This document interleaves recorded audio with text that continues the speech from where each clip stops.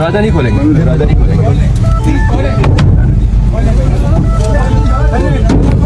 बिल्कुल नहीं सर, दरवाज़ा। नाजरीन, शीशे गाड़ी के तोड़ के ईमान मुजारी को और इनके शोहर हादी को जनाब निकाला गया। देखेंगे वर्दी में मलबूस ये एहलकार हैं, गन्स इनके पास हैं और नामालूम मुकदमे में गिरफ़्तार करके इनको नामालूम मकाम पर ले जाया गया है। जनाब गुस्सा ये है कि ईमान ने DGISPR को अदालत बुलाने की जुर्रत क्यों की है, तो ये सज़ा इनको दी जा रही है।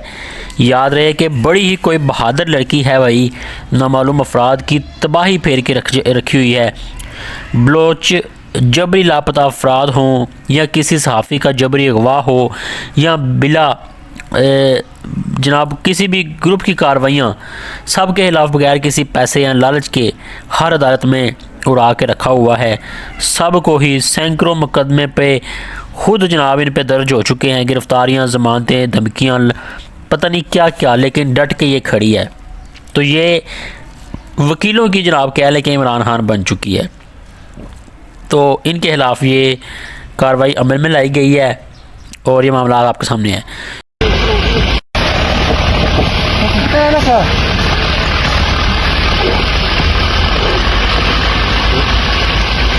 दूसरी जानब यही नहीं बल्कि वादी तीरा में भी एमरजेंसी लग चुकी है। रात गए बर्फ़बारी हुई और यहाँ पर बताया जा रहा है कि अल्लाह ताला वादी तीरा के मुतासरीन पर रहम फरमाए। कई फुट बर्फ़ जनाब जमा हो चुकी है, हादसात का खतरा भी है। गाड़ियों में बच्चे, ख़वातीन, बुज़ुर्ग मौजूद हैं और जनाब फ़ौजी इनको रेस्क्यू करने के लिए, इनकी इमदाद के लिए भी पहुँच रहे हैं। DC साहब तमाम स्टाफ को मुतासरीन की मदद के लिए लेकर आएँ। आज की रात जनाब ना सोएं, बड़े सख्त मनाज़र हैं। तीरा के बेबस और लाचार मज़लूम अवाम को खून जमाते इस बदतरीन मौसम में घर बार छोड़ने पर मजबूर किया गया। अब ये रोडों पर जनाब रुल रहे हैं और रोडों पर ये जनाब फंसे हुए हैं और वादी तीरा में सख्त तरीन मामलात हैं। सुहेल अफरीदी भी इन्हीं मौका पर मौजूद है। दोस्तों, रात इंतहाई जनाब बर्फ़बारी हुई, हज़ारों जानें शदीद खतरे में हैं। पश्तून में बताया जा रहा है, पुश्तों में बताया जा रहा है कि इस वक्त चंद नौजवानों ने बर्फ़बारी में फंसते नौजवानों की जनाब इनको खुराक पहुँचाई, मदद की, जिनमें बच्चे और ख़वातीन भी शामिल थी। तो सुहेल अफरीदी भी यहाँ पहुँचे हैं ये सारा मामला डिस्कस करने से। अच्छा, मज़ीद बताया जा रहा है कि इस वक्त क्या नए इत्तेहाद हैं इसराइल और पाकिस्तान में। जनाब इसराइल और पाकिस्तान मिलकर ईरान के ख़िलाफ़ लड़ने जा रहे हैं। तो याद रहे कि इसराइल की बका की जंग जनाब नासिर मुनीर अब लड़ने जा रहे हैं।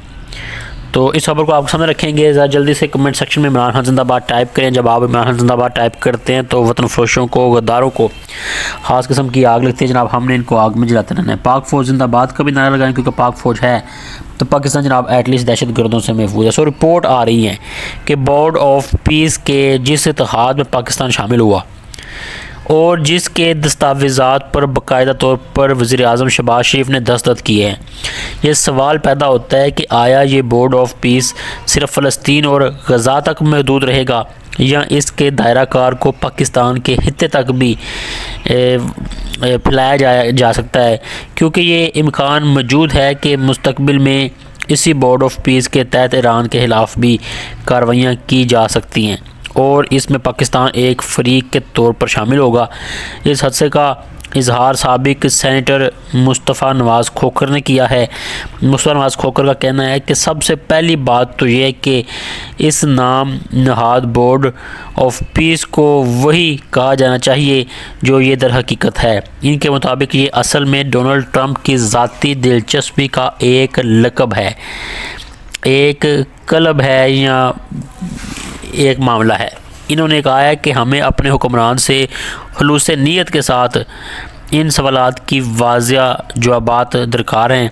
इन्होंने सवाल उठाया कि क्या ये क्लब प्रो इसराइल होगा, बोर्ड ऑफ पीस क्या प्रो इसराइल के तहत काम करेगा, क्योंकि इस रोड ऑफ पीस में इस बोर्ड ऑफ पीस में या रोड ऑफ पीस में वज़ीर-ए-आज़म نتنیاہو کو شامل کیا گیا ہے، جس شخص نے سب سے زیادہ مظلوموں کے مظالم کیے ہوں اسی کو امن کا علمدار بنا دینا کسی منطق کے تحت درست ہے کیا؟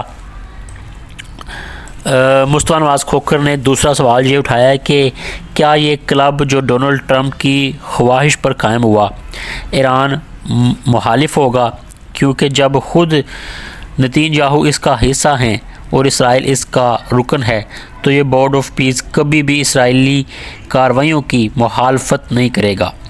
تیسرا اہم سوال انہوں نے یہ اٹھایا ہے کہ کیا اس کا کلب کا مقصد اقوام متحدہ کو بائی پاس کرنا ہے؟ اگر جواب ہاں میں ہے تو پھر یہ سوال کرنا بجا ہے کہ پاکستان کا ایسے کلب میں کیا کام ہے جو بنیادی طور پر ہمارے ایک ہمسایہ ملک کے خلاف استعمال ہو سکتا ہے اور نسل کشی کی حمایت کر رہا ہو۔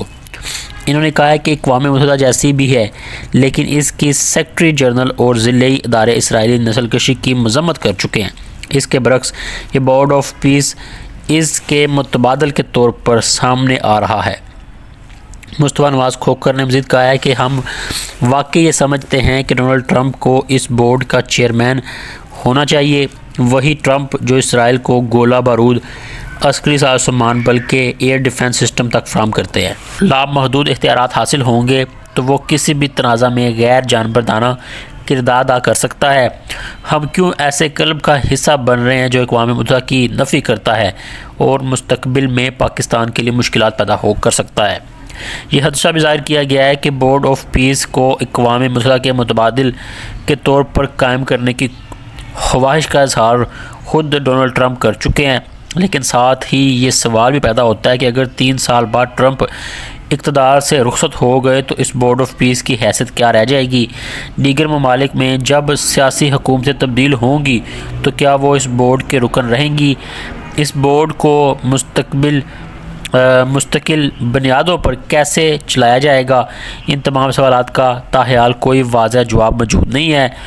بظاہر یہی محسوس ہوتا ہے کہ یہ بورڈ آف پیس صرف اسرائیل کو فائدہ پہنچانے اور اسرائیل کے مخالفین کو کمزور کرنے کے لیے تشکیل دیا گیا ہے۔